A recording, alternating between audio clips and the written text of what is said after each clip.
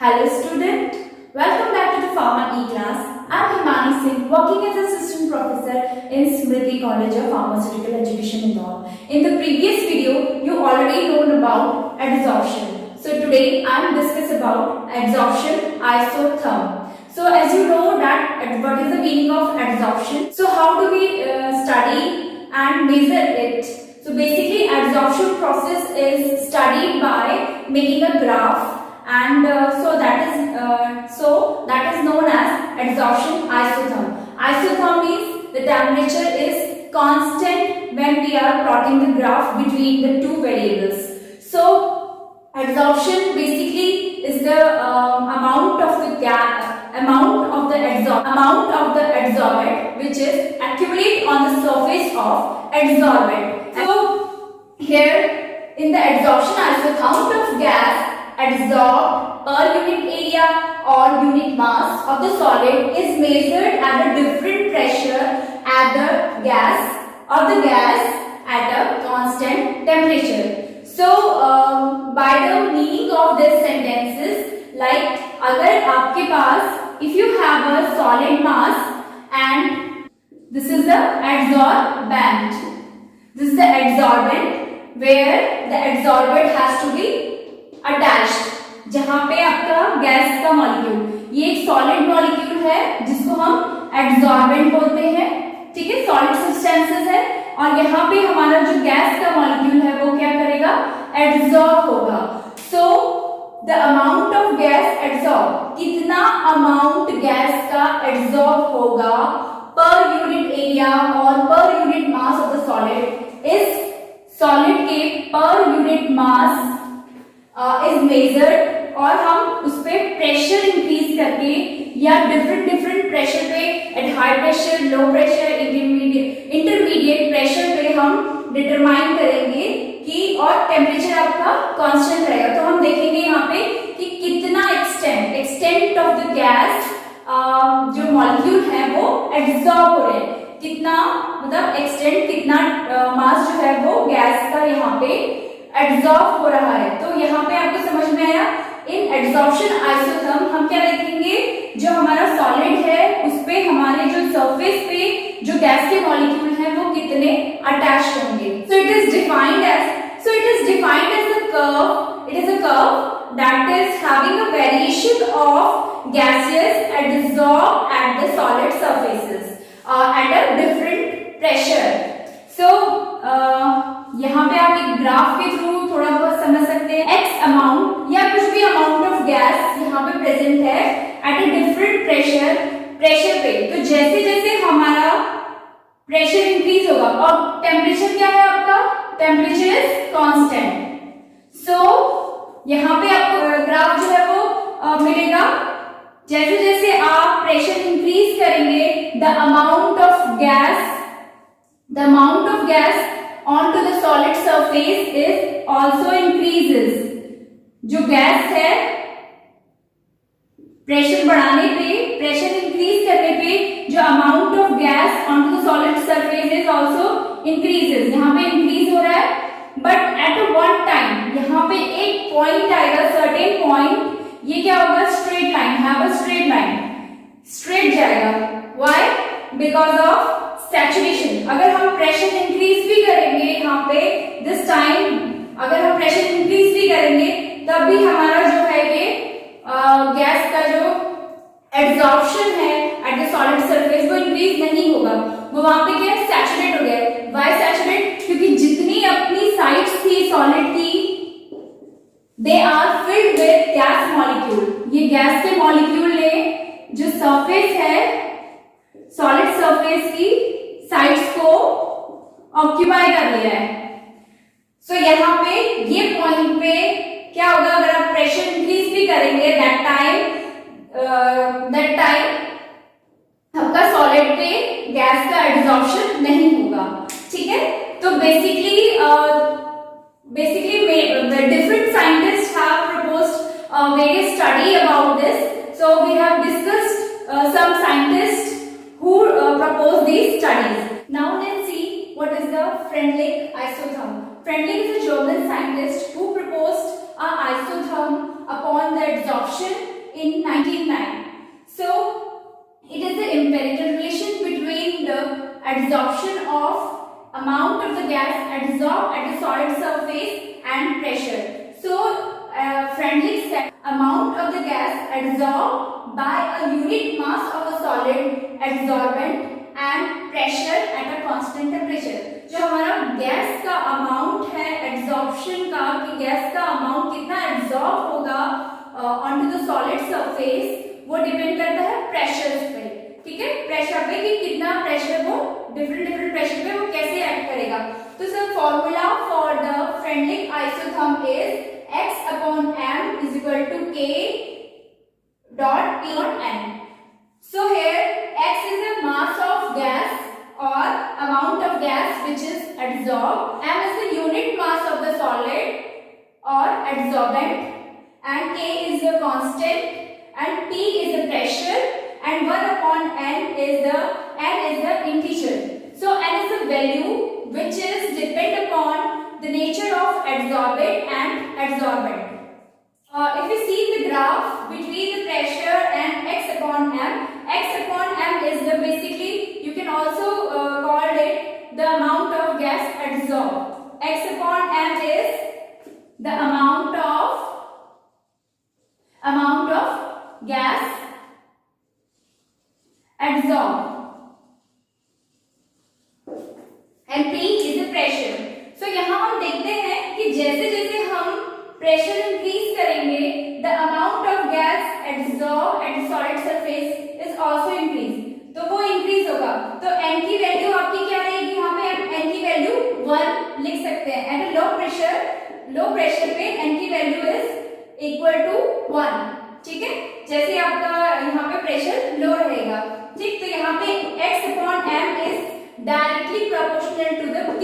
If P is equal to 1, ठीक है, यहाँ पे अगर हमने n लिख दिया तो यहाँ पे क्या आएगा, ये P पे डिपेंड करता है. मतलब आपका जो यहाँ पे गैस एड्सॉर्प्शन है गैस का on the solid surface is basically depend upon pressure, ठीक, एट द लो प्रेशर पे.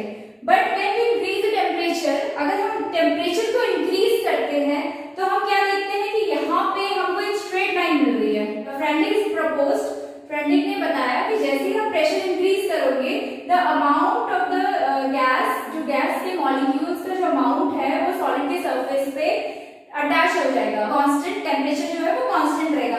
बट इसके बाद क्या होगा, यहाँ पे जैसे ही आपकी सारी साइड्स फिल हो गई हैं, सॉलिड की सारी साइड्स फिल हो चुकी हैं, गैस के मॉलिक्यूल एब्जॉर्ब हो सकते हैं नहीं. तो यहाँ पे फ्रेंडलिक ने बताया कि जितने अमाउंट यहाँ पे क्या, इस पॉइंट पे क्या आ जाएगा आपका इक्विलिब्रियम या फिर saturated pressure. At this point we have got the saturated pressure. क्यों? क्योंकि यहाँ पे जितना अमाउंट जो है वो गैस का अगर एब्जॉर्ब हो रहा है उतना ही डिसॉल्व भी हो रहा है, ठीक है. डिसॉर्प्शन, जितना एब्जॉर्प्शन हो रहा है गैस से इस मॉलिक्यूल का, उतना ही डिसॉर्प्शन हो रहा है. यहाँ पे अब क्या इक्विलिब्रियम सेट हो गया. इसके बाद आप प्रेशर इंक्रीज करेंगे, देन फिर उसके बाद भी यहाँ पे एब्जॉर्प्शन नहीं होगा. हाई प्रेशर की कंडीशन में क्या होगा, आपका जो n है वो 0 हो जाएगा, ठीक, क्योंकि यहाँ पे n जो है वो 0 हो जाएगा. क्यों? क्योंकि यहाँ पे प्रेशर इंक्रीज करने पे हमारा जो n की वैल्यू जो है वो 0 हो जाएगी, ठीक. तो x is equal to x upon m, अगर हम x अपॉन m p 0 हो जाएगा तो p 0 की वैल्यू क्या आ जाएगी, इनफाइनाइट. तो यहाँ पे क्या हो जाएगा, इनफाइनाइट होने की वजह से क्या होगा, x upon m is independent from pressure से वो इंडिपेंडेंट हो जाएगा. अब आप प्रेशर इंक्रीज भी करोगे, क्या कितना भी इंक्रीज करोगे तो भी आपका जो अमाउंट है गैस एड्सॉर्प्शन का on to the solid surface वो इंक्रीज नहीं होगा. क्योंकि यहाँ पे आपको यहाँ पे ये स्ट्रेट लाइन, जिसकी वजह से ये ग्राफ में क्या दिख रहा है, एक स्ट्रेट लाइन दिख रही है. जितना अमाउंट एक टाइम तक एट लो प्रेशर पे आपके जो मॉलिक्यूल्स हैं गैस के वो सॉलिड सरफेस पे अटैच होंगे, but at the intermediate pressure वो क्या होंगे, वो 0 to 1 लाई करेंगे, मतलब 0 से 1 लाई कर सकते हैं। n की वैल्यू जो है वो डिपेंड अपॉन 0 to 1, ठीक है। But at a high pressure अगर रहेगा, आप जितना भी हाई प्रेशर लगाएंगे उसके बाद भी आपकी जो गैस के मॉलिक्यूल है वो आपके सॉलिड सरफेस पे अटैच नहीं होंगे, ठीक है। क्यों? क्योंकि वहां पे इक्विलिब्रियम सेट हो गया है, मतलब जितना अमाउंट ऑफ गैस एब्जॉर्ब हो रहा है उतना अमाउंट ऑफ गैस डीएब्जॉर्ब हो रहा है। इसको लॉग लेते हैं दोनों साइड पर। फ्रेंडली आइसोथर्म है, ये स्ट्रेट लाइन को जस्टिफाई करती है, तो हम उसको log x में रख के देखेंगे कि log x upon m equal to k log k plus log p 1 upon n। तो ये अगर हम इस इक्वेशन में रख के देखेंगे तो हमको क्या, हमारी इक्वेशन क्या रहती है, linear equation y equal to mx plus c, ठीक है। तो y आपका ये हो गया, ठीक है, आपका c हो गया ये, एंड mx ये हो गया आपका ये। तो हमको ये क्या मिलेगा, यहाँ पे जो स्लोप है वो log k जो है वो इंटरसेप्ट करता है स्लोप, ठीक है। तो स्लोप हमको मिलेगा 1 अपॉन n, जो है वो स्लोप की तरह मिलेगा, स्लोप मिलेगा। अब अगर हम y और x एक्सिस पे log x अपॉन m और log p अपॉन m को रखते हैं तो ये क्या है, हमारी लीनियर इक्वेशन है, it is a valid equation. It explain only behaviour of the adsorption. So the another scientist is Langmuir, which gave the Langmuir isotherm proposed that the surface of the solid possesses fixed number of active site for the adsorption of gases। यहाँ पे इन्होंने क्या बोला कि आपके जो solid रहता है, सॉलिड के पास फिक्स साइट रहती है, solid having fix site for the adsorption of gases. जो गैसेस है, गैसेस मॉलिक्यूल के एडसॉर्प्शन के लिए सॉलिड के पास, जो सॉलिड सरफेस है उसके पास फिक्स साइट्स रहेंगी, at a maximum adsorption of the gas layer that is found around the solid is thick. जब आपका एडसॉर्प्शन बहुत ज्यादा मैक्सिमम रहेगा तभी आपका जो यहाँ पे गैस के मॉलिक्यूल हैं, जब गैस के मॉलिक्यूल के बीच जो लेयर है वो थिक रहेगी या फिर मोनो लेयर रहेगी, ठीक है। The second assumption is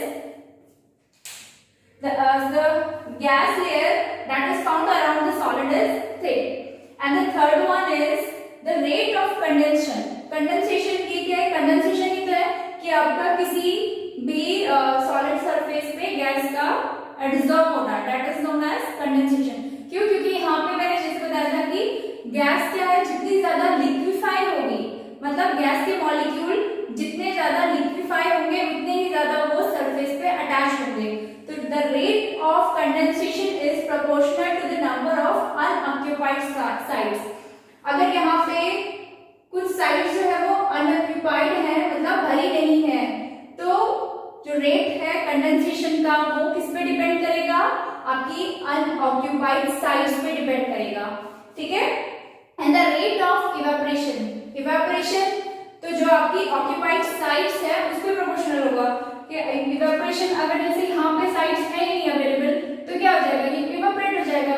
मतलब जितनी कम साइट्स होंगी उतना ही ज्यादा गैस के मॉलिक्यूल इवेपोरेट हो जाएंगे, और जितनी ज्यादा साइट्स अवेलेबल होगी, मतलब साइट्स क्या है, अनऑक्यूपाइड है, क्या है, अवेलेबल है, तो जितनी ज्यादा साइट्स अवेलेबल होंगी उतना ही ज्यादा आपका गैस के मॉलिक्यूल का एडसॉर्प्शन होगा। So this is the assumption according to the Langmuir isotherm। Langmuir isotherm के assumption पढ़े कि Langmuir साइंटिस्ट ने कौन कौन से assumptions दिए थे, ठीक है। अब हम इक्वेशन देखेंगे कि what is the equation for the Langmuir isotherm। तो यहाँ पे the fraction of site occupied, जो साइट ऑक्यूपाई हो चुकी है, सपोज ये आपकी सॉलिड सरफेस है, सॉलिड एडसॉर्बेंट है और इसकी ये साइट्स ऑक्यूपाई हो चुकी हैं, ठीक है। These sites are occupied. So the fraction of the site occupied is denoted as a theta, and the fraction of site that are unoccupied, जो अभी भी unoccupied है, ये जो भरी नहीं गई है, जो जिनपे गैस के मॉलिक्यूल प्रेजेंट नहीं है, तो these are denoted as 1 minus theta. So the rate of adsorption, तो कितना एडसॉर्प्शन होगा, तो rate of adsorption is R1 denoted by R1 is basically is equal to K1 constant 1 minus theta into P. And the rate of desorption. Rate of desorption means adsorption तो कितना आपका adsorption हुआ, and desorption is the process of opposite to the adsorption कि कितना आपका जो molecule है वो evaporate हो गए from the surface. So it is denoted as R2 is equal to K2 theta. So अगर हमारा K2 and K1 is a constant, purely constant, and it at equilibrium, अगर हमारी equilibrium की condition आ गई, equilibrium की condition कब आएगी? जब हमारा rate of adsorption is equal to the rate of desorption. तो हमारी ये इक्वेशन कैसे पुट डाउन होगी कि हम इस जो हमारे वैल्यूज है, वैल्यू को हम R1 is equal to R2, तो केवल 1 minus theta P is equal to K2 theta. तो इस इक्वेशन को सिंप्लीफाई करके यहाँ पे हम K1P minus K1P theta is equal to K2 theta and theta K2 plus K1P is equal to K1P.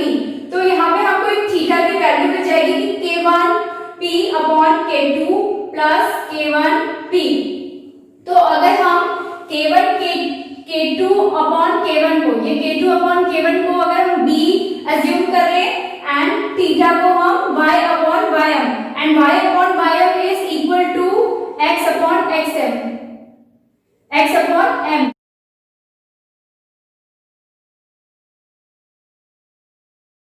तो हम इसको अगर इस इक्वेशन को इस तरीके से लिखें y upon ym is equal to bp, okay, 1 plus bp.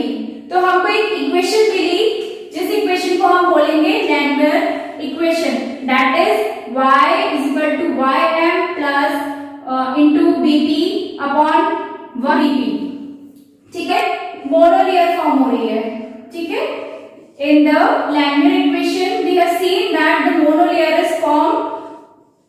So at a low pressure, एक monolayer form हो रही है और जैसे ही हम pressure level increase कर रहे हैं, the pressure is independent. This monolayer formation is independent at a high pressure. This isotherm assumption is only applicable when the molecular layer is formed. This data is poor at a high pressure because the saturation processes occur.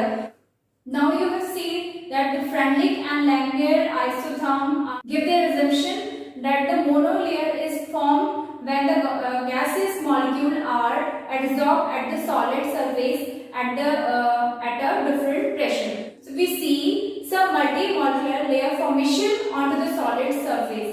So the three scientists collectively are proposed an isotherm by extended the Langmuir isotherm.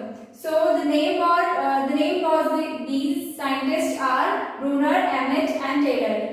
In 1938, isotherm with some assumption like it having a uniform, like the solid surface or adsorbent having a uniform and localized sites. So solid जिसमें absorption होना है वो uniform रहता है and उसमें जो sites रहती हैं वो लोकलाइज्ड साइट्स रहती हैं. ठीक, the absorption at one side does not affect the absorption of another side. यहाँ पे अगर एब्जॉर्प्शन हो रहा है तो ये इस साइड पे या इस साइड पे एब्जॉर्प्शन को अफेक्ट नहीं करेगा. ठीक, the multilayer are formed and in this theory we see that the assumption is the adsorption of gases is multi-layer formation. Multi-layer में जैसे आपकी एक मोनोलेयर बन रही है उसके बाद और लेयर्स फॉर्म होती हैं. ठीक है, multi-layer adsorption of gaseous molecule onto the surface of solid. So the surface area for nth layer मतलब कितने भी लेयर हैं, surface area is depend upon theta n minus 1. Theta is the site which is occupied and n is the integer which is depend upon and integer value which is depend upon the nature of the adsorbent and n minus 1, and the delta H1 is the heat constant. This isotherm is also known as a BET.